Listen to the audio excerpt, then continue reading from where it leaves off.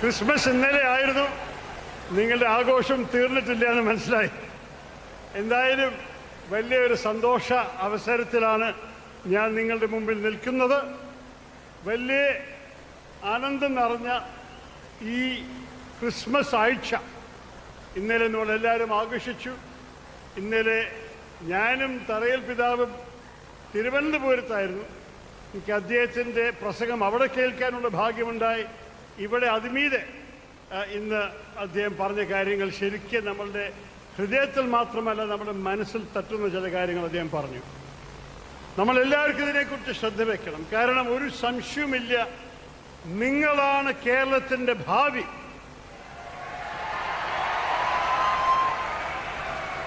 പക്ഷെ നിങ്ങളുടെ ഭാവിയുടെ സാധ്യതകൾ നന്നാക്കാൻ ഞങ്ങളുടെ ഉത്തരവാദിത്തമാണ്.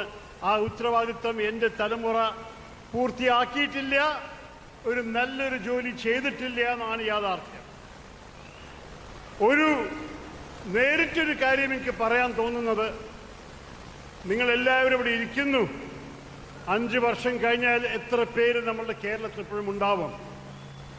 ഞാൻ ഓരോ കോളേജ് കോൺവൊക്കേഷനിലും ഹൈസ്കൂൾ ഗ്രാജുവേഷനിലും പോകുമ്പോൾ എന്താ ഞാൻ കാണുന്നത്? പലവരോടും ഞാൻ അവർക്ക് പ്രൈസും ഓണേഴ്സും ഡിപ്ലോമയും കൊടുക്കുമ്പോൾ ഞാൻ ചോദിക്കും, എന്താ നിങ്ങളുടെ ഉദ്ദേശം? പലവരുടെയും ഉദ്ദേശമാണ് കേരളം വിട്ടു പോവാൻ, വേറെ വല്ല സംസ്ഥാനങ്ങൾക്ക് അല്ലെങ്കിൽ വേറെ വല്ല രാജ്യങ്ങൾക്ക്. ഒരു പയ്യനോട് ഞാൻ ചോദിച്ചു, എന്തുകൊണ്ടാണ് നിങ്ങളിങ്ങനെ പോകാൻ ആഗ്രഹിക്കുന്നത്? എല്ലാ ക്വാളിഫിക്കേഷനും ഉണ്ടല്ലോ, ഇവിടെ പ്രവർത്തിച്ചൂടെ? അദ്ദേഹം പറഞ്ഞു, സാറേ എനിക്ക് എന്താ ഉള്ളത് കേരളത്തിൽ? കേരളം ഒരു ഓൾഡ് ഏജ് ഹോമായി മാറി വന്നില്ലേ എന്ന് ചോദിച്ചു.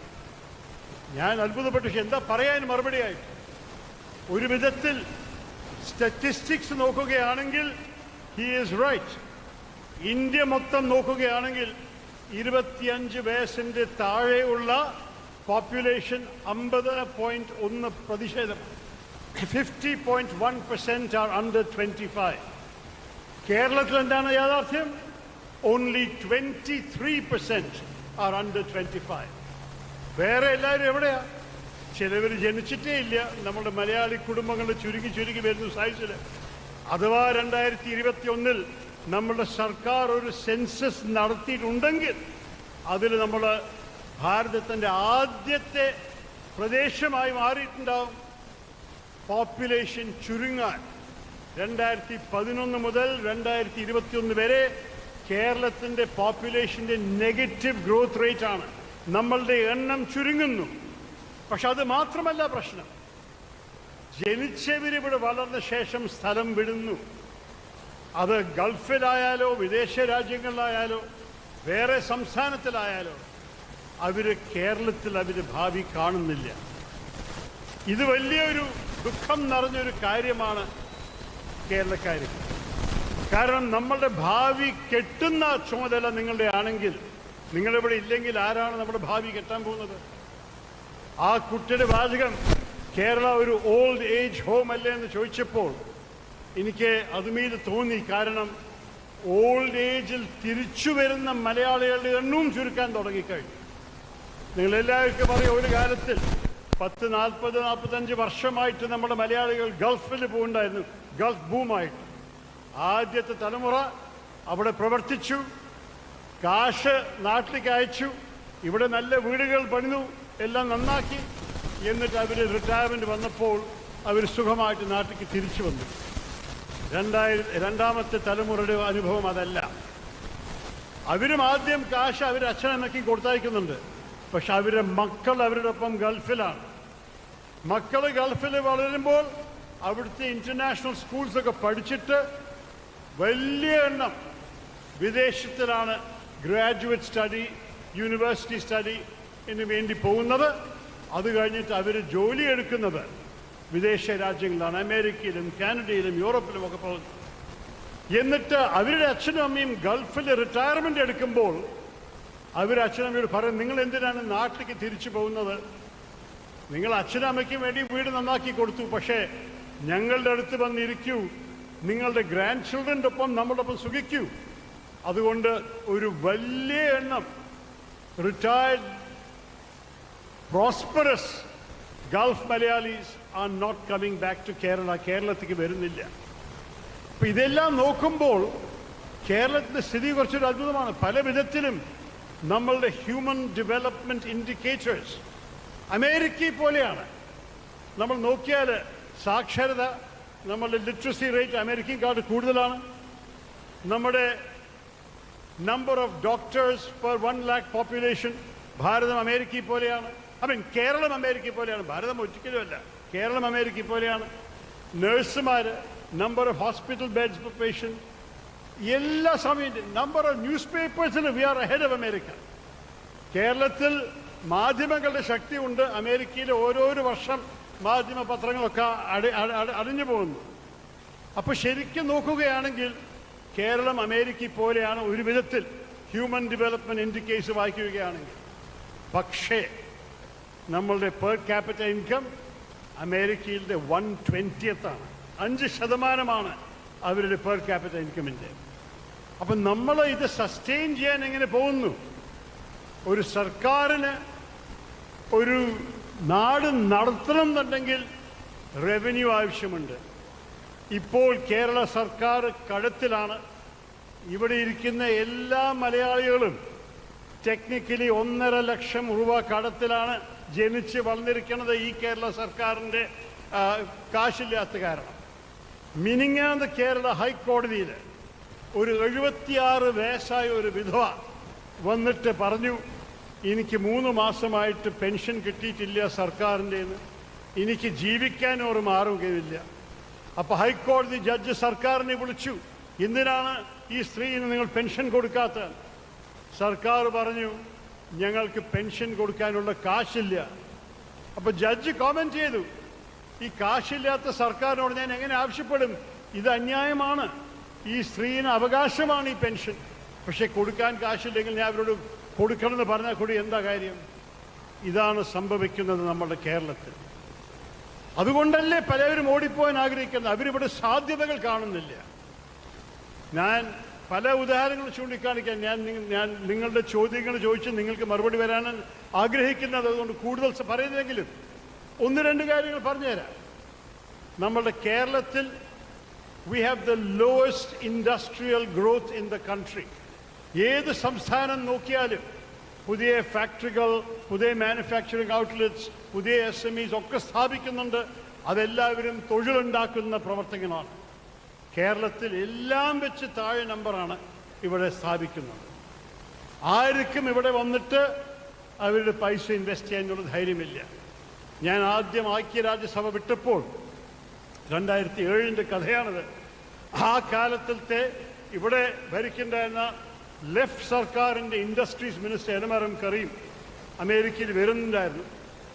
ഞാൻ അദ്ദേഹത്തിന് വേണ്ടി എൻ്റെ സ്വന്തം ചെലവിൽ ഒരു വലിയൊരു ഡിന്നർ നേച്ചു ന്യൂയോർക്കിൽ. അതിൽ പല ഇൻവെസ്റ്റേഴ്സിനെ ക്ഷണിച്ചു ഡിന്നറിന്. അതിൽ പല മറുനാടൻ മലയാളികൾ, വെരി സക്സസ്ഫുൾ ബിസിനസ് പീപ്പിൾ, അവരെയും ക്ഷണിച്ചു. എന്നിട്ട് കരീംജിയും അദ്ദേഹത്തിൻ്റെ ആ കാലത്ത് ഇൻഡസ്ട്രി സെക്രട്ടറിയും പ്രസൻറ്റേഷനൊക്കെ ചെയ്തു. അതെല്ലാം പോയി നല്ല ഭക്ഷണം കഴിച്ചു, ബില്ല് കൊടുത്തു. അത് കഴിഞ്ഞിട്ട് ആരും ഒരു പൈസയും കൊണ്ടുവരാൻ തയ്യാറായിരുന്നു. ഞാൻ പലവരെയും വിളിച്ച് ചോദിച്ചു, എന്ത് പറ്റിയേ? അവരോട് ഞങ്ങൾക്ക് വിശ്വാസമില്ല, കേരളത്തിൽ ഞങ്ങളുടെ പണം ഒരിക്കൽ നമ്മൾ ആ പണം വീണ്ടും കാണാൻ സാധിക്കുമോ എന്നൊരു ചോദ്യമുണ്ട്. ഇത് പറഞ്ഞത് ശരിയല്ലെങ്കിലും ഞാൻ കണ്ടിരിക്കുന്നത് പലവരെയും സംശയങ്ങളാണ്. അവിടെ അവർ കാശ് കൊണ്ടുവന്നിട്ട് നമ്മുടെ നാട്ടിൽ ഇൻവെസ്റ്റ് ചെയ്താൽ അതിനെ വല്ല ബ്യൂറോക്രസിയോ വല്ല പോളിറ്റിക്സോ വന്നിട്ട് തടസ്സപ്പെട്ടിട്ട് അവർ കാശെല്ലാം നഷ്ടപ്പെടുമെന്നാണ്. ഇൻവെസ്റ്റേഴ്സിന് അതല്ലേ വലിയ ഭയം. ഞാൻ എപ്പോഴും ചൂണ്ടിക്കാണിക്കുന്നൊരു കാര്യമാണ്, ഭാരതത്തിൽ ദുഃഖത്തിൻ്റെ ഒരു കാര്യമാണ്, പല സംസ്ഥാനങ്ങളിൽ കർഷകരുടെ ആത്മഹത്യ ഉണ്ടായിട്ടുണ്ട്. പക്ഷെ ഭാരതത്തിൽ ആകെ ഒരൊറ്റ സംസ്ഥാനത്തിലെ ഇൻവെസ്റ്റേഴ്സിൻ്റെ ആത്മഹത്യ ഉണ്ടായിട്ടുള്ളൂ. അത് കേരളത്തിലാണ്. ഈ കഴിഞ്ഞ 10 വർഷത്തിൽ 3 ഇൻവെസ്റ്റേഴ്സ് അവരുടെ കാശ് എല്ലാം ഇവിടെ മുടക്കിയ ശേഷം, ചിലപ്പോൾ ലൈഫ് സേവിങ്സും കൂടി ആയിരുന്നു, അതിനെ ഓരോരോ തടസ്സങ്ങൾ പറ്റിയിട്ട് രാഷ്ട്രീയക്കാരും ബ്യൂറോക്രസിയും കൂടി അതിനെ പറ്റിച്ചു എന്ന് പറഞ്ഞിട്ട് അവർ ആത്മഹത്യ ചെയ്ത കഥകൾ. അപ്പോൾ ഇതെല്ലാം കേൾക്കുമ്പോൾ എന്തുകൊണ്ടാണ് ഞാനിത് പറയുന്നത്? നമുക്ക് നമ്മളുടെ കേരളത്തിൽ മാറ്റം കൊണ്ടുവരണം. പക്ഷെ ആ മാറ്റം കൊണ്ടുവരുന്ന ഏജൻസ് ഓഫ് ചേഞ്ച് നിങ്ങൾ തന്നെ ആവണം. അതിനാണ് ഞാൻ നിങ്ങളുടെ മുമ്പിൽ നിൽക്കുന്നത്. ഈ കാര്യത്തെക്കുറിച്ച് പറയാൻ നിങ്ങളുടെ ഭാവിയാണ്. It is your future that is at സ്റ്റേക്ക്.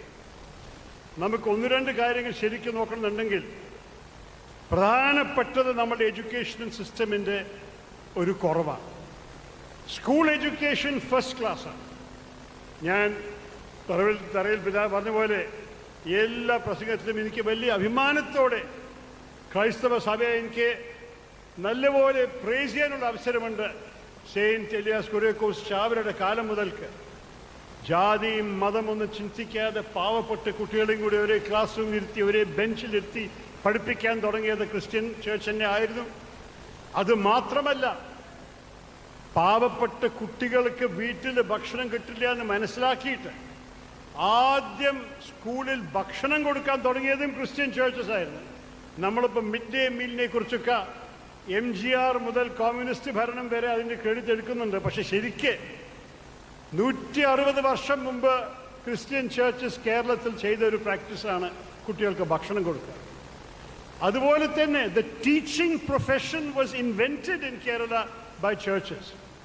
ഈ പള്ളിക്കൂടത്തിൽ ആരായിരുന്നു പഠിപ്പിക്കുന്നതായിരുന്നു? ആദ്യം വോളണ്ടിയർ ടീച്ചേഴ്സായിരുന്നു.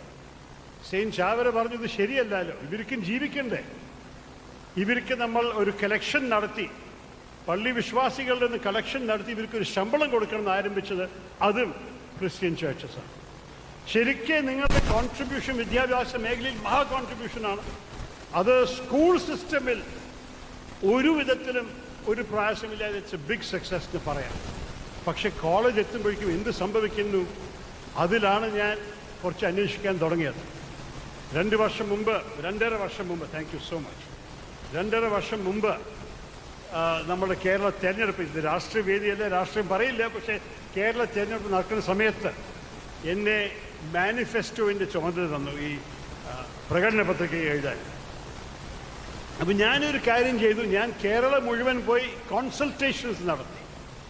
അതിൻ്റെ അർത്ഥം എൻ്റെ അഭിപ്രായം പറയുന്ന പകരം ജനങ്ങളുടെ അഭിപ്രായം അറിയട്ടെ, എന്താ അവർ ഒരു മാനിഫെസ്റ്റോയിലും ഒരു ഭരണത്തിലും കാണാൻ ആഗ്രഹിക്കുന്നത്. ശരിക്കും കണ്ണു തുറക്കുന്ന പല കാര്യങ്ങൾ കണ്ടുപിടിച്ചു. ഞാൻ കൊച്ചിയിൽ ചില IT പ്രൊഫഷണൽസിനൊപ്പം, കോഴിക്കോടിൽ ചില പിന്നെ പരിസ്ഥിതിയെ ഇൻട്രസ്റ്റ് ഉള്ള ആൾക്കാരും ചില വിദ്യാഭ്യാസ മേഖലയിലെ ആൾക്കാരും ഓരോരോ കോളേജിൽ കയറി സംസാരിച്ചു. കുട്ടികളുടെ ഐഡിയാസ് ഞാൻ ആവശ്യപ്പെട്ടു, എന്താണ് അവരാഗ്രഹിക്കുന്നത് കാണാൻ.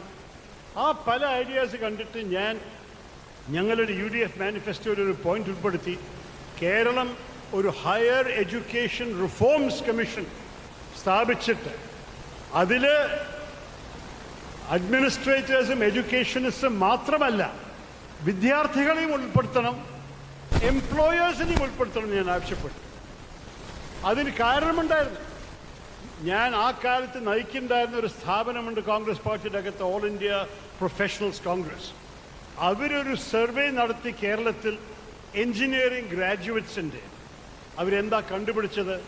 66% എൻജിനീയറിംഗ് ഗ്രാജുവേറ്റ്സ് ഇപ്പം ചെയ്യുന്ന ജോലികളിൽ അവർ എൻജിനീയറിംഗ് ഡിഗ്രി ആവശ്യമില്ല. 66% of Kerala's engineering graduates are today doing jobs that do not require an engineering degree. അതിൻ്റെ അർത്ഥം എന്താണ്? ഒന്നുമില്ലെങ്കിൽ അവർ പഠിച്ചതിലൊരു ഉപയോഗമില്ല, അല്ലെങ്കിൽ അവർ പഠിക്കുന്നു പക്ഷേ മാർക്കറ്റിന് അവർ ക്വാളിഫിക്കേഷൻ്റെ ആവശ്യമില്ല, അല്ലെങ്കിൽ മാർക്കറ്റേ ഇല്ല. ഇതൊക്കെയാണ് ബുദ്ധിമുട്ടുകൾ. അപ്പോൾ എൻ്റെ അഭിപ്രായത്തിൽ ഞാൻ പറഞ്ഞു, നമ്മൾ എല്ലാവരും അഭിപ്രായം മനസ്സിലാക്കിയിട്ട് നമ്മൾ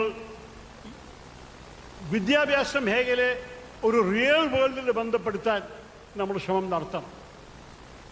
ഒരു കുട്ടി സെൻറ്റ് തെരേസാസ് കോളേജിലായിരുന്നു, എന്നോട് പറഞ്ഞു, സാറ് എന്തുകൊണ്ട് ഞങ്ങൾ കോളേജിൽ പഠിക്കുമ്പോഴേക്ക് തന്നെ ഞങ്ങൾക്ക് ഇൻറ്റേൺഷിപ്പ് കിട്ടിക്കൂടാ?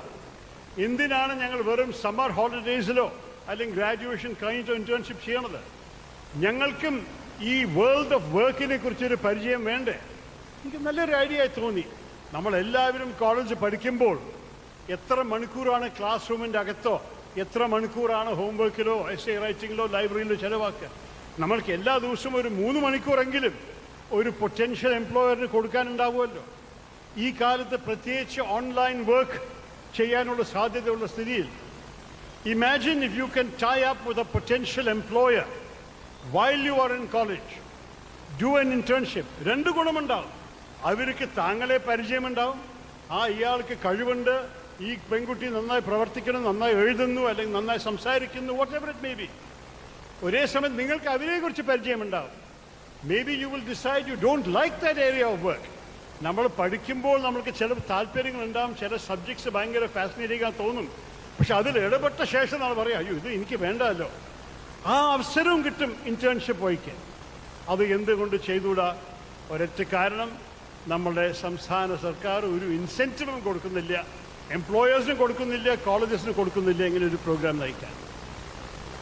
ഒരു കാര്യം എനിക്ക് ഇഷ്ടപ്പെട്ടത്, എൻ്റെ ഐഡിയ UDF മാനിഫെസ്റ്റോയിൽ ഉണ്ടായിരുന്നു, LDFിൻ്റെ മാനിഫെസ്റ്റോയിൽ ഉണ്ടായിരുന്നില്ല. പക്ഷേ അവരതിനെ എടുത്തു ഐഡിയ. അവർ കേരള റിഫോംസ് കമ്മീഷനെ അവർ പ്രഖ്യാപിച്ചു. പക്ഷെ അതിൽ എഡ്യൂക്കേഷനിസ്റ്റും അധ്യാപകരും മാത്രമേ ഉണ്ടായിരുന്നുള്ളൂ. വിദ്യാർത്ഥികളെ ആരും കൺസൾട്ട് ചെയ്തില്ല, എംപ്ലോയേഴ്സിനെ ആരെയും കൺസൾട്ട് ചെയ്തില്ല. അവർ റിപ്പോർട്ട് ഇറക്കിയിട്ടുണ്ട്, പക്ഷെ അതിന് എന്ത് സംഭവിച്ചു എന്ന് നമ്മൾ ആർക്കും ഒരു പിടുത്തവുമില്ല. ഒരു പബ്ലിസിറ്റി കൊടുത്തിട്ടില്ല, ഒരു ഉദ്ഘാടനം ഉണ്ടായിട്ടില്ല, അതിൻ്റെ റിസൾട്ട് ഏതൊക്കെയാണ് റെക്കമെൻഡേഷൻ സ്വീകരിച്ചതെന്ന് ആരും നമ്മളോടൊന്ന് പറഞ്ഞിട്ടില്ല. അതുകൊണ്ട് അത് സ്ഥാപിച്ചില്ലേ, നമ്മൾ ആരുടെയും ജീവിതത്തിൽ വലിയ വ്യത്യാസം വന്നിട്ടില്ല. ആ വ്യത്യാസം വരണം. കാരണം ഞാൻ വേറൊരു സർവേ വായിച്ച് പഠിച്ചു നോക്കി, എന്തുകൊണ്ടാണ് നമ്മളുടെ യുവാക്കൾ ഈ സംസ്ഥാനം വിട്ടുപോകുന്നത്. ചിലർ പറയുന്നു ബെറ്റർ എഡ്യൂക്കേഷണൽ ഓപ്പർച്യൂണിറ്റി. അതിലൊരു പരിഹാരം കൊണ്ടുവരാൻ നമുക്ക് സാധിക്കണം. നമ്മുടെ സ്വന്തം സ്ഥാപനങ്ങളെ മെച്ചപ്പെടുത്താനും ബെറ്റർ സിലബസ് കൊണ്ടുവരാനും കൂടുതൽ ഫ്ലെക്സിബിലിറ്റി നമ്മളുടെ കോഴ്സസിൽ ഉണ്ടാക്കാനും ഇന്റേൺഷിപ്സ് വൈൽ സ്റ്റഡിയിങ് ഇൻട്രൊഡ്യൂസ് ചെയ്യാനും അതെല്ലാം ചെയ്യാൻ സാധിക്കും. പ്ലസ് വിദേശത്ത് നിന്ന് യൂണിവേഴ്സിറ്റീസ് വരാനുള്ള അനുവാദം ഇപ്പോൾ നമ്മൾക്ക് ഡൽഹിയിൽ നിന്നുണ്ട് ന്യൂ എഡ്യൂക്കേഷൻ പോളിസിയിൽ. അപ്പോൾ വിദേശത്ത് പോയി നിങ്ങളുടെ അച്ഛൻ്റെയും അമ്മയുടെയും കാശ് ചെലവാക്കുന്ന പകരം കേരളത്തിൽ തന്നെ നമുക്ക് ഇൻ്റർനാഷണൽ സ്റ്റാൻഡേർഡ് എഡ്യൂക്കേഷൻ കൊണ്ടുവരാനുള്ള സാധ്യത ഉണ്ടാവും. We can make Kerala the educational capital of India. പക്ഷെ അതിനു വേണ്ടി കുറച്ചൊരു ശ്രമം, ഒരു വിഷൻ ആവശ്യമുണ്ട്. ഇത് മാത്രമല്ല, ഇതെല്ലാം ചെയ്ത ശേഷം എന്താണ് ഇതിൻ്റെ ഉദ്ദേശം? നിങ്ങൾ നന്നായി പഠിച്ച് നല്ല ഡിഗ്രി എടുത്ത് മോർ ക്വാളിഫൈഡ്, മോർ എംപ്ലോയ്മെൻറ്റ് റെഡിയായി വന്നു കഴിഞ്ഞാൽ എന്തായിരിക്കും നിങ്ങളുടെ ഭാവി? കേരളത്തിൽ തൊഴിലവസരമുണ്ടോ? ജോലികളുണ്ടോ? And the answer, as I said earlier, is no. അതിനും നമ്മൾ വലിയൊരു പരിഹാരം കൊണ്ടുവരണം. അതിന് 3-4 കാര്യങ്ങൾ അത്യാവശ്യമായി ചെയ്യാനുണ്ട്. ഒന്നെന്താണ്? നമ്മളുടെ is of doing business ranking ഇന്ത്യയിൽ എല്ലാം വെച്ച് മോശം റാങ്കിങ് ആണ്. അമേരിക്കയിലോ സിംഗപ്പൂരിലോ ഒരു ബിസിനസ് സ്ഥാപിക്കാൻ 3 ദിനമേ ആവശ്യമുള്ളൂ പെർമിഷൻ കിട്ടാൻ, 3 ദിവസം. ഭാരതത്തിൻ്റെ ഓവറോൾ ആവറേജ് 114 ദിവസം ഒരു ബിസിനസ് സ്ഥാപിക്കാനുള്ള പെർമിഷൻസ്. കേരളത്തിലോ 236 ദിവസം. അപ്പോൾ ആ 236 ദിവസം ക്ഷമിക്കണം ഓരോരു പെർമിഷൻ കിട്ടാൻ. ഓരോരു സ്റ്റേജിൽ ഒരു ആസ്പത്രി കെട്ടണമെന്നും കൂടി വേണമെന്നുണ്ടെങ്കിൽ നിങ്ങൾ കെട്ടാൻ 2 വർഷം എടുക്കും, എല്ലാ പെർമിഷൻ കിട്ടാൻ 4 വർഷം എടുക്കും. അതാണ് ജനങ്ങളുടെ അനുഭവം എന്ന് എനിക്കറിയാം. ഞാൻ ആസ്പത്രി കെട്ടിയവരോട് ചോദിച്ചിട്ടുണ്ട്. അപ്പോൾ നമുക്ക് ഒരു കാര്യം മനസ്സിലാക്കേണ്ടത്, നമ്മുടെ ബ്യൂറോക്രാറ്റിക് റെഗുലേഷൻസും ഇതൊക്കെ ഒരു പണ്ട് കാലത്ത് ഏതെങ്കിലും ഒരു ഫോമിൽ 4 കോപ്പി എഴുതി വെച്ചാൽ അത് അന്യായമാവില്ല എന്ന് വിചാരിച്ചവരുടെ ചിന്ത മാറ്റി 90% നമ്മുടെ റെഗുലേഷൻസും പ്രോസസ്സസിനെയും വെട്ടിക്കളയേണ്ടി വരും. നമുക്ക് ഈ നാടിൽ നമ്മുടെ യുവാക്കൾക്ക് ജോലിയാണ് ആവശ്യം. തൊഴിലവസരം ഉണ്ടാക്കാൻ വേണ്ടി നമ്മൾ ബിസിനസ്സിനെ എൻകറേജ് ചെയ്യണം, ഇവർ വന്നിട്ട് ഇൻവെസ്റ്റ് ചെയ്യാൻ. അതിൻ്റെ ഒപ്പം ഒരു ഇൻവെസ്റ്റർ പ്രൊട്ടക്ഷൻ ആക്ട്, ഇത് വലിയ അത്യാവശ്യമാണ്. ഒരു ഇൻവെസ്റ്ററിനെ വിശ്വസിക്കണം, അദ്ദേഹം റിസ്ക് എടുത്തിട്ട് അദ്ദേഹത്തിൻ്റെ ക്യാപിറ്റലിനെ നമ്മുടെ സംസ്ഥാനത്തിൽ കൊണ്ടുവന്നാൽ അത് വെറുതെ നഷ്ടപ്പെട്ടു പോയില്ല. ഒരു രാഷ്ട്രീയക്കാരൻ്റെ എതിർപ്പിൻ്റെ കാരണമോ അല്ലെങ്കിൽ ഒരു ബ്യൂറോക്രാറ്റിൻ്റെ ബ്രൈബ് ആവശ്യപ്പെട്ടിട്ട് കൊടുക്കാത്ത കാരണമോ അതൊന്നും സംഭവിക്കില്ല. കാരണം ഇൻവെസ്റ്റർ പ്രൊട്ടക്ഷൻ ആക്ട് പ്രകാരം law of supply and demand അനുസരിച്ച് അദ്ദേഹം ഒരു പക്ഷേ സക്സീഡ് ചെയ്യും, ഒരു പക്ഷേ പരാജയപ്പെടും. പക്ഷേ സംസ്ഥാനത്തിൻ്റെ കൈവല്യായോ കള്ളത്തരമോ രാഷ്ട്രീയ ഒബ്സ്ട്രക്ഷൻ്റെ കാരണമായിട്ടും ഒരിക്കലും ഒരു മനുഷ്യൻ്റെ ബിസിനസ് പൊളിയില്ല എന്ന് ആ വിശ്വാസം കൊടുത്താൽ മാത്രമേ പലവരും കേരളത്തിന് ചരിത്രം അറിയുന്നവരിവിടെ വരുള്ളൂ. അതും ഒരു വലിയൊരു അത്യാവശ്യമാണ്. അതിൻ്റെ ഒപ്പം ഞാൻ ഒരു കാര്യം കൂടി എല്ലാവർക്കും ഇഷ്ടപ്പെടില്ല, പക്ഷെ ഞാൻ പറയാൻ പോകുന്നു. എൻ്റെ വലിയൊരു ആവശ്യമാണ്, നമ്മൾ ഹർത്താലിനെ ബാൻ ചെയ്യണം കേരളത്തിൽ.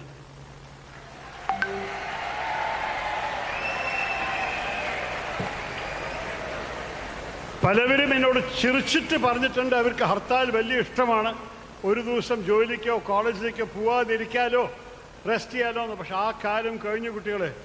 ഭാരതത്തിൽ വേറെ എവിടെയും ഹർത്താലൊന്നും നടക്കില്ല. കേരളത്തിൽ മാത്രമാണ് ഇത് രാഷ്ട്രീയ പാർട്ടികളുടെ സ്വഭാവമായി മാറി വന്നിരിക്കുന്നത്. എല്ലാവർക്കും ഒരു ജനാധിപത്യത്തിൽ പ്രതിഷേധം ചെയ്യാനുള്ള അവകാശമുണ്ട്. പക്ഷെ ആർക്കും സാധാരണ മനുഷ്യന്മാരുടെ ജീവിതത്തിനെ നശിപ്പിക്കാനും ഉപദ്രവിക്കാനുള്ള അവകാശമില്ല. അത് ജനാധിപത്യമല്ലാതെ സാമൂഹ്യ വിരുദ്ധമാണ്. ഇതിനു വേണ്ടി ഞാൻ ആദ്യം രാഷ്ട്രീയത്തിൽ വന്നപ്പോഴേ ഞാൻ പ്രഖ്യാപിച്ചു, ഞാൻ ഒരിക്കലും ഒരു ഹർത്താലിനെ അംഗീകരിക്കില്ല. എൻ്റെ സ്വന്തം പാർട്ടി വിളിച്ചാലും ഞാൻ അംഗീകരിക്കില്ല എന്ന് പറഞ്ഞ പോലെ ഈ 15 വർഷക്കാലം ഞാൻ ഇതുവരെ ഒരു ഹർത്താലിന് പിന്തുണ കൊടുത്തിട്ടില്ല, ഇനി കൊടുക്കാൻ പോകുന്നുമില്ല. പക്ഷെ അത് മാത്രം പോരാ, വേറെ ആരെയും ഹർത്താൽ വിളിക്കാൻ സമ്മതിക്കരുത്. ഇതൊരു സാമൂഹ്യ വിരുദ്ധ കാര്യമാണ്. പ്രതിഷേധം ചെയ്തോളൂ, സെക്രട്ടേറിയറ്റിന് മുമ്പിൽ ചെയ്തോളൂ, സ്ഥാപനങ്ങളുടെ മുമ്പിൽ ചെയ്തോളൂ. പക്ഷെ പാത ബ്ലോക്ക് ചെയ്യരുത്, ബസ്സുകളുടെ ടയറിന് കാറ്റയക്കരുത്. ഒരു കടക്കാരൻ അവന് ചെറിയൊരു കച്ചവടം നടത്താൻ ശ്രമിക്കുമ്പോൾ ഷട്ടർ അടയ്ക്കരുത്, കല്ലെറിയരുത്. വാഹനങ്ങൾ പാതി പോകുമ്പോൾ കല്ലെറിയരുത്. കുട്ടികൾ പരീക്ഷ എഴുതാൻ വേണ്ടി കോളേജ് പോകുമ്പോൾ അവരെ തടുക്കരുത്. ഇതൊക്കെ കോമൺ സെൻസാണ്. ലോകം മുഴുവൻ കേരളത്തിൽ മാത്രമേ ഇത് മനസ്സിലാക്കാൻ സാധിക്കാത്ത രാഷ്ട്രീയക്കാരുള്ളൂ. അതിനെ നമ്മൾക്ക് മാറ്റേണ്ടി വരും. ഇതെല്ലാം ചെയ്തു കഴിഞ്ഞാൽ നമ്മൾ കേരളത്തിനെ ഒരു ഹോസ്പിറ്റബിൾ എൻവയറൺമെൻ്റ് ആക്കി കഴിഞ്ഞാൽ ബിസിനസ്സസ് വരും, എനിക്കൊരു സംശയവുമില്ല. നമ്മുടെ ഓരോരോ സർക്കാർമാരിവിടെ വൈബ്രൻറ്റ് കേരള എന്നൊക്കെ പറഞ്ഞ് സബ്മിറ്റ് നടത്തിയിട്ട് വലിയ പ്രഖ്യാപനങ്ങൾ വന്നിട്ടുണ്ട് പ്രസ് റിലീസിൽ. ഇത്ര 1000 കോടികൾ ഇൻവെസ്റ്റ് ചെയ്യുമെന്ന്. അതിൽ എത്ര കോടികളാണ് ആക്ച്വലി എത്തിയിരിക്കുന്നത്? ഏതെങ്കിലും അവർ പ്രഖ്യാപിച്ച ഒരു പ്രോജക്റ്റ് നമ്മുടെ നാട്ടിൽ എത്തിയിട്ടുണ്ടോ? നിങ്ങൾക്ക് പുതിയ തൊഴിലവസരം ഉണ്ടായിട്ടുണ്ടോ? സത്യം നോക്കുകയാണെങ്കിൽ ഇല്ല. പക്ഷെ നമ്മൾക്ക് കേരളത്തിൽ തിരുമേനി പറഞ്ഞ പോലെ എന്തൊക്കെ സാധ്യതകളുണ്ട്. We are a rich state. നമ്മൾക്ക് പരിസ്ഥിതിയുണ്ട്, നമ്മൾക്ക് നല്ല പരമ്പരയുണ്ട്, നല്ല ട്രഡീഷൻസ് ഉണ്ട്. അത് ആയുർവേദ, വെൽനെസ്, ടൂറിസം ഇതെല്ലാം അറിയപ്പെടുന്ന കാര്യങ്ങളാണ്. പക്ഷെ IT മേഖലയിൽ എന്തുകൊണ്ടാണ് നമ്മൾ ഇത്ര പുറകെ? IT എക്സ്പോർട്സിൻ്റെ സംസ്ഥാന ലിസ്റ്റ് ഞാൻ നോക്കിയപ്പോൾ നമ്മൾ 23ാം സ്ഥാനത്തിലാണ്. എന്തുകൊണ്ട് നമ്മൾക്ക് ഞാൻ തിരുവനന്തപുരത്ത് ചെയ്ത പോലെ ഇനിയും ടെക് കമ്പനീസ് കേരളത്തിൽ കൊണ്ടുവന്നുകൂടാ? എന്തുകൊണ്ട് അവരോട് ചൂണ്ടിക്കാണിച്ചുകൂടാ? ഞങ്ങളുടെ മക്കൾക്ക് നല്ല ബുദ്ധിയുണ്ട്, നന്നായി പ്രവർത്തിക്കാൻ അറിയും, അവരെ പരീക്ഷകളൊക്കെ നല്ല പാസ്സാകുന്ന കുട്ടികൾ, അവർക്ക് അവസരം കൊടുക്കൂ. കേരളത്തിൽ വന്നാൽ എളുപ്പമായിരിക്കും, അവർ ഇവിടെ ഇരിക്കും. അതല്ലേ നമ്മുടെ ആഗ്രഹം. നമ്മൾ ചെയ്യുന്നില്ല, അവർ പോകുന്നു. പക്ഷെ അതിലൊരു കാര്യം കൂടിയുണ്ട്. തറയിൽ പിതാവ് പറഞ്ഞു, നമ്മളുടെ പല മലയാളികൾക്ക് ബുദ്ധിയുണ്ട്, പരീക്ഷ പാസ്സാക്കാൻ അറിയും, പക്ഷെ സംസാരിക്കാനുള്ള ആത്മവിശ്വാസം പോരാ. പല കമ്പനീസും എന്നോട് പറഞ്ഞു, ഞങ്ങൾ മലയാളി കുട്ടികളെ എടുക്കുമ്പോൾ അവർക്ക് ഓഫീസിൻ്റെ അകത്ത് അവർ എഴുതുന്ന നോട്ട്സൊക്കെ ഫസ്റ്റ് ക്ലാസ്സാണ്. മീറ്റിങ്ങിൽ വിളിച്ചാൽ ഇംഗ്ലീഷിൽ സംസാരിക്കാനുള്ള ധൈര്യം അവർക്കില്ല. ഞങ്ങൾ കസ്റ്റമേഴ്സോ കൺസ്യൂമേഴ്സിൻ്റെ ഒപ്പം ഇൻ്റർഫേസ് ചെയ്യാൻ വേണ്ടി ഒരു മലയാളി ആളെ വെച്ച് അതിന് സംസാരിക്കാനുള്ള ധൈര്യമില്ല. ഇത് മാറണം. എൻ്റെ അഭിപ്രായത്തിൽ നമ്മൾ എല്ലാ ലെവലിലും, ഹൈസ്കൂൾ മുതൽ കോളേജ് വരെ നമ്മളുടെ കുട്ടികൾക്ക് സംസാരിക്കാൻ ധൈര്യം. ചെറിയ തെറ്റുകൾ വന്നാലും ഒരു പ്രശ്നമില്ല, തെറ്റ് വന്നോട്ടെ. നമ്മളുടെ ഒരു സെക്കൻഡ് ലാംഗ്വേജ് ആവാം, നമ്മുടെ തേർഡ് ലാംഗ്വേജ് കൂടി ആവാം. ഈ ഗ്ലോബലൈസ്ഡ് ഈ ലോകത്തിൽ നമ്മളെല്ലാവരും ജോലി എടുക്കുമ്പോൾ നമ്മളുടെ സമ്പർക്കം ജർമ്മൻസിൻ്റെ ഒപ്പോ ഫ്രഞ്ചുകാരുടെ ഒപ്പോ സ്പാനിഷുകാരുടെയോ ഇറ്റാലിയൻകാരുടെ ഒപ്പോ ആയിരിക്കും. അവരോടൊപ്പം നമ്മൾ സംസാരിക്കാൻ നമ്മൾക്ക് ഒരു പേടിയും ആവശ്യമില്ല, ഒരു നാണക്കേടും ആവശ്യമില്ല. ഇംഗ്ലീഷ് അവർക്കും ഒരു സെക്കൻഡ് ലാംഗ്വേജോ തേർഡ് ലാംഗ്വേജോ ആണ്. അവരുടെ ഭാഷയിലും തെറ്റുണ്ടാവും, പക്ഷേ നമ്മൾക്ക് അതൊരു സമ്പർക്കം ചെയ്യാൻ ഒരു മീഡിയം ഓഫ് കമ്മ്യൂണിക്കേഷനായിട്ട് അറിയപ്പെടുന്നു. ഇതൊക്കെ നമ്മൾ ചെയ്യണം. അത് ചെയ്യാത്തതിന് കുഴപ്പം നമ്മളുടെ തന്നെയാണ്. We can change this. ആ ആത്മവിശ്വാസം വരും. നമ്മളുടെ യുവാക്കൾ കണ്ടു കഴിഞ്ഞാൽ ഈ സംസ്ഥാനത്തിൽ മാറ്റം വരുന്നുണ്ട്, പുതിയൊരു ആവേശം വരുന്നുണ്ട്, പുതിയ സാധ്യതകൾ തുറക്കുന്നുണ്ട്. അതിനാണ് ഞാൻ നിങ്ങളുടെ മുമ്പിൽ നിൽക്കുന്നത്. നിങ്ങളാണ്, you have to be the agents of change. It is your future. But how do you get ready for the future? ഈ ഫ്യൂച്ചർ റെഡിനെസ് പറയുന്നത് ചെറിയ കാര്യമല്ല. ഇന്നാൾ 2 വർഷം മുമ്പ് ഓക്സ്ഫോർഡിലത്തെ മാർട്ടിൻ സ്കൂൾ ഒരു സ്റ്റഡി ഇറക്കി. ആ സ്റ്റഡിയിൽ പറയുന്നത് 2030 ഉണ്ടാവാൻ പോകുന്ന, ലോകത്തിലുണ്ടാവാൻ പോകുന്ന തൊഴിലവസരത്തിൽ 30% ജോലികൾ ഇന്ന് ലോകത്തിൽ എവിടെയും നിലവിലില്ലാത്ത ജോലികളായിരിക്കും. 30% of the jobs available to you in 2030 will be jobs that do not exist today. Now, how do you prepare for a job that does not exist?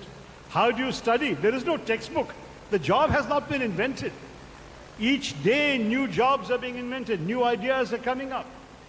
എല്ലാ ദിവസവും ഏതോ ഒരു ഇൻവെൻറ്റ് സിലിക്കൺ വാലിയിൽ വളരെ ഇരുന്നിട്ട് ഒരു പുതിയൊരു കോൺസെപ്റ്റ് കണ്ടുപിടിക്കുന്നു, അതിൻ്റെ ഒപ്പം വരുന്നു, അതിൻ്റെ ഒപ്പം പല ഇൻവെസ്റ്റേഴ്സ് ഓടുന്നു, തൊഴിലവസരങ്ങൾ കൂടുന്നു. ആ തൊഴിൽ പിടിക്കാൻ വേണ്ടി നമുക്ക് എന്താ വേണ്ടത്? അതിനൊരു സിമ്പിൾ ഉത്തരമാണ്. ബിൽ ഗേറ്റ്സ് എപ്പോഴും ചൂണ്ടിക്കാണിച്ചൊരു കാര്യമാണ് out of the box thinking. എന്താ ഈ out of the box thinking? Box എന്ന് പറഞ്ഞാൽ കൺവെൻഷണൽ വിസ്ഡം. എന്തുകൊണ്ടാണ് ഇതെന്ന് പറഞ്ഞാൽ അതിന് മറുപടി കിട്ടും, ടെക്സ്റ്റ് ബുക്കിലുണ്ടാവും, ടീച്ചർ പറഞ്ഞു തരും, അത് പഠിപ്പിക്കൂ, പരീക്ഷയിൽ എഴുതൂ. പക്ഷെ അത് പോരാ. ഞാൻ എപ്പോഴും പറയും ടീച്ചർമാരോട്, that is the 20th century kind of education. We have to stop educating like that. We cannot teach children what to think. We have to teach children how to think. എന്താ ചിന്തിക്കേണ്ടതെന്നല്ല പഠിപ്പിക്കേണ്ടത്, എങ്ങനെ ചിന്തിക്കേണ്ടതെന്നാണ് പഠിപ്പിക്കേണ്ടത്. അതിൻ്റെ അർത്ഥം എന്താണ്? എന്താ ചിന്തിക്കേണ്ടതെല്ലാം മുമ്പത്തെ പണ്ടത്തെ കണ്ടുപിടുത്തങ്ങളാണ് നമ്മൾ പഠിപ്പിക്കുന്നത് ആൾക്കാർ. എങ്ങനെ ചിന്തിക്കണമെന്ന് ചിന്തിക്കാൻ നിങ്ങൾ ആലോചിക്കുകയാണെങ്കിൽ അത് നമ്മൾ വിചാരിക്കാൻ സാധിക്കാത്ത unfamiliar facts, figures, problems ആണ് മനസ്സിൽ വരുമ്പോൾ how do we figure out an approach to those problems? എങ്ങനെയാണ് അതിനെ നമ്മൾ മനസ്സിലാക്കി, how do we make these strange things familiar? എങ്ങനെ നമ്മൾ അതിൻ്റെ അടുത്ത് വന്നിട്ട് ആ പ്രോബ്ലം പോസ് ചെയ്തതിന് ഒരു പുതിയൊരു അപ്രോച്ച് കണ്ടുപിടിച്ചിട്ട് നമ്മൾ അതിനൊരു പരിഹാരം കൊണ്ടുവരാൻ സാധിക്കുക. അതാണ് ഹൗ ടു തിങ്കിൻ്റെ അർത്ഥം. ഈ ഗൂഗിളിൻ്റെ കാലത്തിൽ you don't need A well filled mind. ഞാൻ എല്ലാ പരീക്ഷയിലും 1ാം റാങ്ക് വാങ്ങിയ ഒരു കുട്ടിയാണ്. അസൂയോട് പറയല്ല. I have been first throughout my studies because I had a good short-term memory. പരീക്ഷയ്ക്ക് പഠിച്ചതും ടെക്സ്റ്റ് ബുക്കിൽ എഴുതിയതും ടീച്ചർ നോട്ടൊക്കെ മാസ്റ്റർ ചെയ്യാനും പരീക്ഷയിൽ എഴുതാനും ബുദ്ധിമുട്ടുണ്ടായിരുന്നില്ല. പക്ഷെ അതിനിപ്പോൾ ഒരു ആവശ്യമില്ല. ഇപ്പോൾ കൂടി എനിക്ക് 60 വർഷം മുമ്പ് പഠിച്ച ചില പോയിട്രിയോ ഷേക്സ്പിയറിൻ്റെ വാചകങ്ങളൊക്കെ നിങ്ങളോട് കോട്ട് ചെയ്യാൻ സാധിക്കും. പക്ഷെ നിങ്ങളെല്ലാവരും പറയും, സാറേ നിങ്ങളത് കോട്ട് ചെയ്യുന്നു, ഞങ്ങളുടെ മൊബൈൽ ഫോൺ എടുത്താൽ 1 സെക്കൻഡിൽ ആ കോട്ടിൻ്റെ ശരിക്കുള്ള വാക്കുകൾ പറയാൻ സാധിക്കും. ശരിയാണ്. In the 21st century you can find anything you like on the internet. You don't need a well-filled mind. But what do you need? You need a well-formed mind. നല്ലപോലെ നിറഞ്ഞ മനസ്സല്ല വേണ്ടത്, നല്ല രൂപത്തിൻ്റെ ബുദ്ധിയാണ്, നല്ല രൂപത്തിൻ്റെ ഒരു മനസ്സാണ് ആവശ്യമുള്ളത്. A well-formed mind is a mind that knows how to deal with unfamiliar issues and problems. Einstein ഒരിക്കൽ പറഞ്ഞോത്രേ, the mark of an educated mind is what is left behind in your head after you have forgotten everything you studied for your examinations. പരീക്ഷയ്ക്ക് വേണ്ടി പഠിച്ചതെല്ലാം മറന്നുപോയ ശേഷം നിങ്ങളുടെ മനസ്സിൽ എന്താ ഉള്ളത്, അതാണ് നിങ്ങളുടെ ശരിക്കുള്ള വിദ്യാഭ്യാസം. അപ്പം അതിനു വേണ്ടി നമുക്ക് പുതിയ രീതികളിൽ പഠിക്കണം, പുതിയ രീതികൾ നമ്മൾ ചിന്തിക്കണം. ഈ ഔട്ട് ഓഫ് ദ ബോക്സ് തിങ്കിങ്ങിൻ്റെ ഒരു ഉദാഹരണം, ഒരു പക്ഷേ നിങ്ങൾ ഇത് കേട്ട് കഴിഞ്ഞിട്ടുണ്ടാവും, ഞാൻ 4-5 വേദിയിൽ പറഞ്ഞു കഴിഞ്ഞ ഉദാഹരണമാണ്. പക്ഷേ ഈ ഉദാഹരണക്കാൾ നല്ല ഉദാഹരണമില്ല. അപ്പം ഞാൻ പറയാം. എനിക്ക് തറയിൽ പിതാവിനെ പോലെ കണ്ണട ഇടാൻ ആവശ്യമുണ്ട്. പക്ഷേ അദ്ദേഹത്തെ പോലെ രാവിലെ മുതൽ രാത്രി വരെ ഇടുന്ന ആളല്ല ഞാൻ. കാരണം എനിക്ക് ദൂരത്തിലെ ആവശ്യമുള്ളൂ.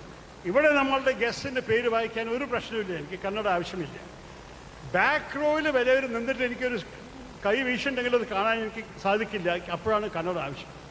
അപ്പം ഞാൻ കണ്ണട ഒരു 5% സമയം ഒരു ദിനത്തിൽ ഉപയോഗിക്കുന്ന കാരണം ബാക്കി സമയം ഒന്ന് പോക്കറ്റിലിടും. പോക്കറ്റ് ഉണ്ടെങ്കിൽ, ഈ ജുബയിൽ പോക്കറ്റും കൂടി ഇല്ല.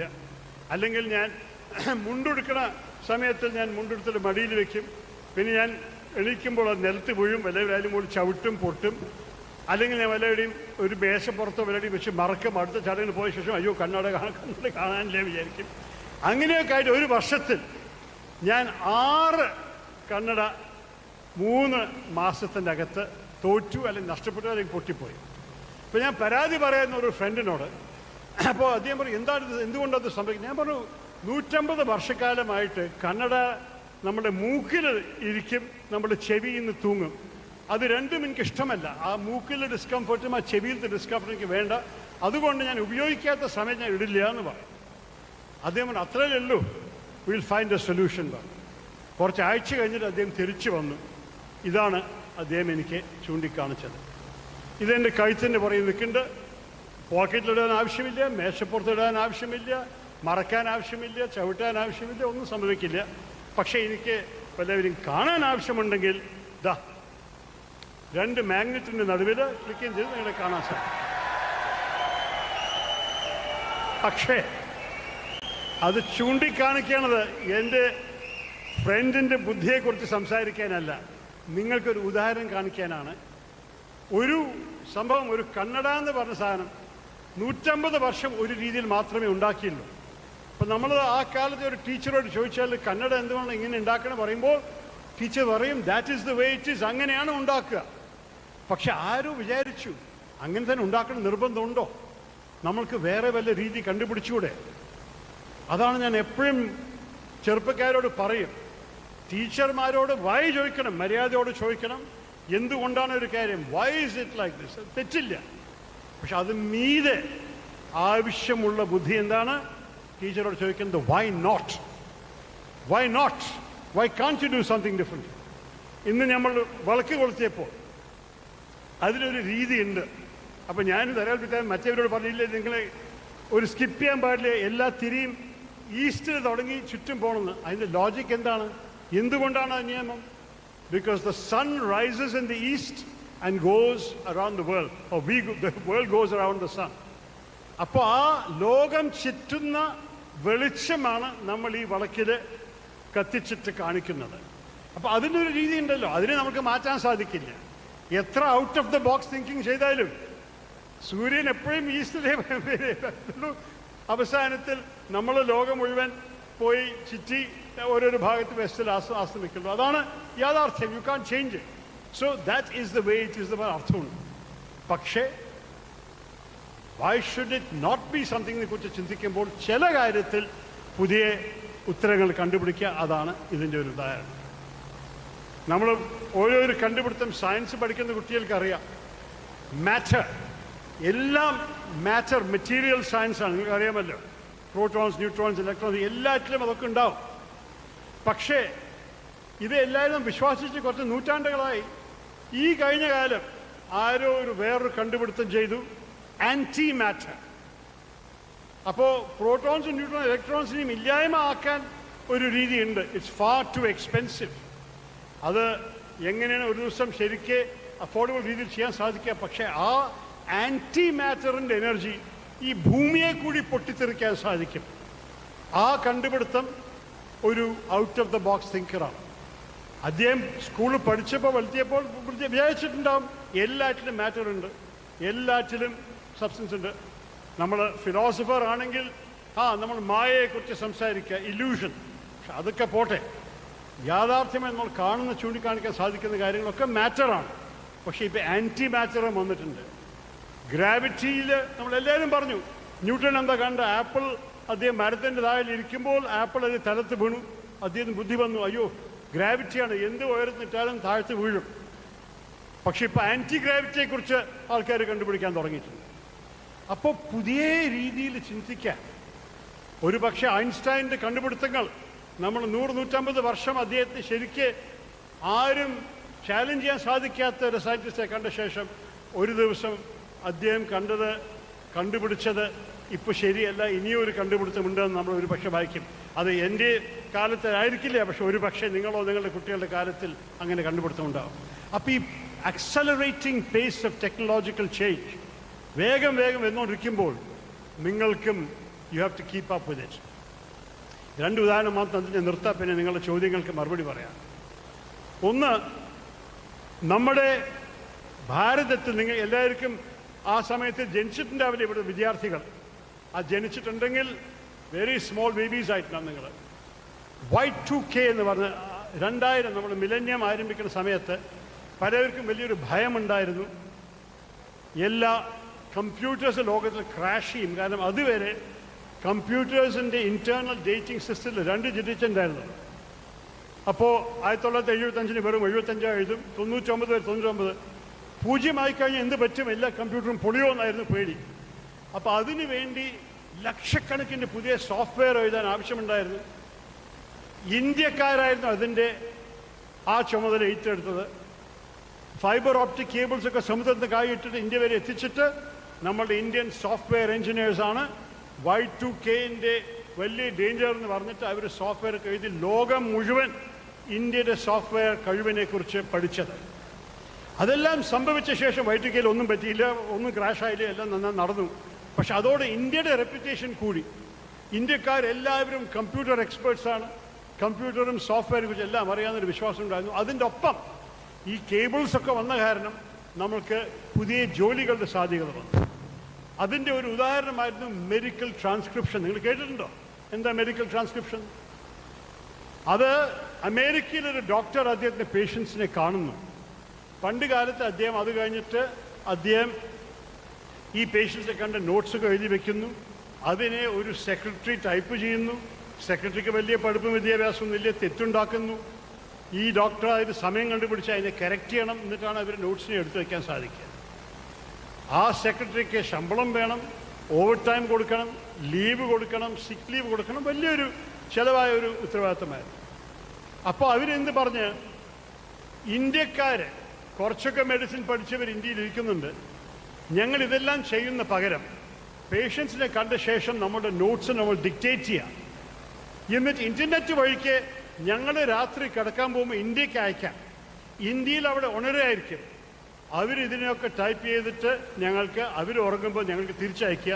ഞങ്ങൾ രാവിലെ എണീച്ച് നമ്മുടെ ക്ലിനിക്കിൽ വരുമ്പോൾ നോട്ടുകളൊക്കെ വന്നു കഴിഞ്ഞു, പെട്ടെന്ന് നോക്കാം, ചെറിയ തെറ്റുകൾ കറക്റ്റ് ചെയ്യുക, അതോടെ ആയി.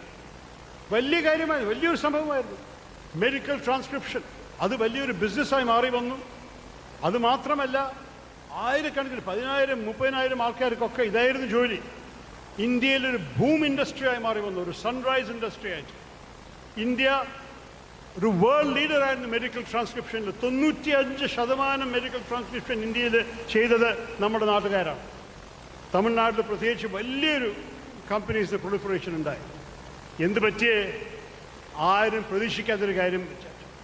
ഈ ജോലികൾ എടുത്തു പലരും വിചാരിച്ചു അവർ ജീവിതത്തിന് അവർ സെറ്റായി, അവർ വീടിൻ്റെ മോർഗേജ് ലോണും കാർ ലോണും ഒക്കെ എടുത്ത് സുഖിച്ചിരിക്കാമെന്ന് വിചാരിച്ചപ്പോൾ അമേരിക്കയിൽ എന്ത് വന്നു? Artificial intelligence enabled sound recognition, voice recognition software. അതോടെ ഇന്ത്യക്കാരുടെ ഉപയോഗം ആവശ്യമുണ്ടാകുന്നില്ല. ഇപ്പോൾ ഒരൊറ്റ തവണ ഒരു സോഫ്റ്റ്വെയർ മേടിച്ചാൽ മതി. എല്ലാ മാസവും ഇന്ത്യക്ക് കാശ് അയക്കാൻ ആവശ്യമില്ല. ഒരു സോഫ്റ്റ്വെയർ അമേരിക്കൻ ഡോക്ടർ മേടിച്ചു കഴിഞ്ഞാൽ, അദ്ദേഹത്തിൻ്റെ കമ്പനിയിൽ ഇട്ട് കഴിഞ്ഞാൽ, അദ്ദേഹം സംസാരിക്കുന്ന സമയത്ത് തന്നെ അദ്ദേഹത്തിൻ്റെ നോട്ട്സ് സ്ക്രീനിൽ കാണാൻ സാധിക്കും ഇൻ റിയൽ ടൈം. അഥവാ ആ ഡോക്ടർ ഒരു ഇന്ത്യക്കാരനാണ്, അമേരിക്കയിൽ നല്ലോണം എണ്ണമുണ്ടല്ലോ നമ്മുടെ, അയാളുടെ ആക്സെൻറ്റ് ആ കമ്പ്യൂട്ടർ ശരിക്കും മനസ്സിലായിട്ടില്ലെങ്കിൽ 1 or 2 പ്രാവശ്യം അദ്ദേഹത്തിൻ്റെ സ്വരം കേട്ട് കഴിഞ്ഞാൽ ആ കമ്പ്യൂട്ടറിൻ്റെ ആർട്ടിഫിഷ്യൽ ഇൻ്റലിജൻസ് കാരണം അതും മാറും, അദ്ദേഹത്തിൻ്റെ ആക്സെൻറ്റ് മനസ്സിലാക്കാൻ തുടങ്ങും. അതോടെ തെറ്റുകളും നല്ലോണം ചുരുങ്ങും. ഇതെല്ലാം ചെയ്ത ശേഷം അവർക്ക് എന്തുകൊണ്ടാണ് ഇന്ത്യക്കാരെ ആവശ്യം? വേണ്ട വെച്ചു. ഈ 10, 20, 30 മെഡിക്കൽ ട്രാൻസ്ക്രിപ്ഷൻ കമ്പനീസ് ഈ 30,000 40,000 മെഡിക്കൽ ട്രാൻസ്ക്രിപ്ഷൻ ചെയ്യുന്ന തൊഴിലൊക്കെ പോയി, നഷ്ടപ്പെട്ടു, അടയ്ക്കേണ്ടി വന്നു. ഇതാണ് ഈ ലോകത്തിൻ്റെ റാപ്പിഡ് ചേഞ്ചിൻ്റെ ഒരു കഥ. പക്ഷെ ആ റാപ്പിഡ് ചേഞ്ച് ഒരു പക്ഷേ എൻ്റെ തലമുറയ്ക്ക് അനുഭവിക്കാൻ ഇത്ര ആവശ്യമുണ്ടായിരുന്നില്ല. നിങ്ങളുടെ തലമുറയ്ക്ക് അത് വരാൻ സാധ്യതയുണ്ടാകും. നിങ്ങൾ തയ്യാറാവണം. ഞാൻ ഇന്ന് ചെയ്യുന്ന ജോലി ഒരു പക്ഷെ നാളെ ഉണ്ടാവില്ല. നാളെ ഒരു പുതിയ ജോലിയായി എനിക്ക് അവസരം കിട്ടുന്നത് മറ്റന്നാളുണ്ടാവില്ല. പക്ഷെ ഞാൻ എന്ത് വന്നാലും നേരിടാൻ തയ്യാറാണ്. ആ ധൈര്യം, ആ ആത്മവിശ്വാസം, തിരുവേണ്ടി പറഞ്ഞ പോലെ ആ ആത്മവിശ്വാസം നിങ്ങളെല്ലാവർക്കും ഉണ്ടാവണം എന്നാണ് ഞാൻ ആഗ്രഹിക്കുന്നത്. അത് നിങ്ങളെല്ലാവരുടെയും സ്കൂളിലും കോളേജിലും പഠിക്കാൻ സാധിച്ചാൽ അതിനും നല്ലത്. അല്ലെങ്കിൽ പള്ളിയിലും ബി ഇൻസ്പയർഡ്, ബി മോട്ടിവേറ്റഡ്. ആ ഊർജ നിങ്ങളുടെ ആ മനസ്സുണ്ടാവണം. നമ്മൾക്ക് ഒരു കഴിവും കുറവില്ല, നമ്മളെല്ലാം ചെയ്യാൻ സാധിക്കും. വരട്ടെ പുതിയ വെല്ലുവിളികൾ, we will face up to it. ആ ധൈര്യമാണ് ഞാനും ആഗ്രഹിക്കുന്നത്. തെരയിൽ തിരുമേനി പറഞ്ഞ പോലെ that is what I want you all to have. Bible പറയുമല്ലോ, know thyself. Know thy സെൽഫിൻ്റെ അർത്ഥം എന്താണ്? Understand yourself. എന്താ എൻ്റെ കഴിവ്, എന്താ എൻ്റെ കഴിവില്ലായ? എനിക്കറിയാം എൻ്റെ കഴിവുകൾ എന്താണെന്ന്. നാളെ എന്നെ 400 മീറ്റർ റേസിൽ പങ്കെടുക്കാൻ ആവശ്യപ്പെട്ട് ഞാൻ ക്ഷമിക്കൂ പറയും. എനിക്കറിയാതാവില്ല എൻ്റെ കാര്യം. പക്ഷേ വേറെ വല്ല കാര്യങ്ങൾ വന്നു കഴിഞ്ഞാൽ ഒരു കാര്യം വായിച്ച് മനസ്സിലാക്കാനോ അതിനെക്കുറിച്ച് എഴുതാനോ പ്രസംഗിക്കാനോ എനിക്ക് എൻ്റെ കഴിവ് അറിയാം. അതുപോലെ തന്നെ എല്ലാ മനുഷ്യനും ഈ മുറിയിൽ കഴിവുണ്ട്. ദൈവം ആരെയും ഉണ്ടാക്കിയിട്ടില്ല കഴിവില്ലാത്ത മനുഷ്യനെ, ആരെയും. ചിലപ്പോൾ നമ്മളുടെ കഴിവ് മറ്റേവരെ പോലെ ആയിരിക്കില്ല. ഒരു പരീക്ഷ പാസ്സാവാനൊരു കൈയൊക്കെ ആയിരിക്കില്ല കഴിവ്. റേസ് ജയിക്കാനോ പ്രസംഗിക്കാനോ ഇതുപോലെ ഇത്ര നന്നായി ഡാൻസ് ചെയ്യാനോ അതായിരിക്കില്ല നമ്മുടെ കഴിവ്. പക്ഷെ നമുക്ക് വേറെ ഹ്യൂമൻ ക്വാളിറ്റീസ് ഉണ്ടാവും. ഒരു ക്ലാസ്മേറ്റ് ദുഃഖത്തിലിരിക്കുമ്പോൾ നമ്മളുടെ തോളിൽ വന്നിട്ടാണ് അവർ തല വെക്കാൻ ആഗ്രഹിക്കുന്നത് പറഞ്ഞാൽ അത് നമ്മളുടെ ഒരു കഴിവാണ്, അത് നമ്മുടെ ഒരു ശക്തിയാണ്. ഒരിക്കലും അത് വിട്ട് അല്ലെങ്കിൽ ഒരു ക്ലാസ്സിൽ ചില മൂഡ് മാറ്റാൻ വേണ്ടി എല്ലാവരെയും ചിരിപ്പിക്കാൻ സാധിക്കുന്ന ഒരു വ്യക്തി ഉണ്ടെങ്കിൽ അതും അദ്ദേഹത്തിൻ്റെ കഴിവാണ്. Know thyself, know yourself and develop your strengths. നിങ്ങൾക്ക് എന്താണെന്ന് അറിഞ്ഞാൽ ഞാൻ എപ്പോഴും ഒരു കാര്യം പറയും, you can only be you. വേറെ ആർക്കും നിങ്ങളാവാൻ സാധിക്കില്ല, നിങ്ങൾ വേറെ ആളെ ആവാൻ ആവശ്യമില്ല. നിങ്ങളുടെ മത്സരം അവസാനത്തിൽ നിങ്ങളുടെ ഒപ്പം തന്നെയാണ്. Do not let yourself down. നിങ്ങളുടെ മനസ്സിൽ നിങ്ങളുടെ കഴിവ് മനസ്സിലാക്കിയിട്ടുണ്ടെങ്കിൽ ആ കഴിവിനെ നിങ്ങൾ പൂർത്തിയായിട്ട് ഉപയോഗിക്കണം. No one can be a better you than you yourself. അത് മാത്രമാണ് നിങ്ങൾ പറയുന്നത്. ആ ആത്മവിശ്വാസത്തോടെ ആരും ഞാനാവാൻ സാധിക്കില്ല, ഞാനാണ് ഞാൻ നിങ്ങളെല്ലാവരും വിചാരിച്ചാൽ ഞാൻ നിങ്ങൾ പറയുന്നു, ഭാവിയും നന്നായിരിക്കും, കേരളവും മെച്ചപ്പെടും. And the future will be yours. Thank you very much. നന്ദി, നമസ്കാരം, ജയ് ഹിന്ദ്.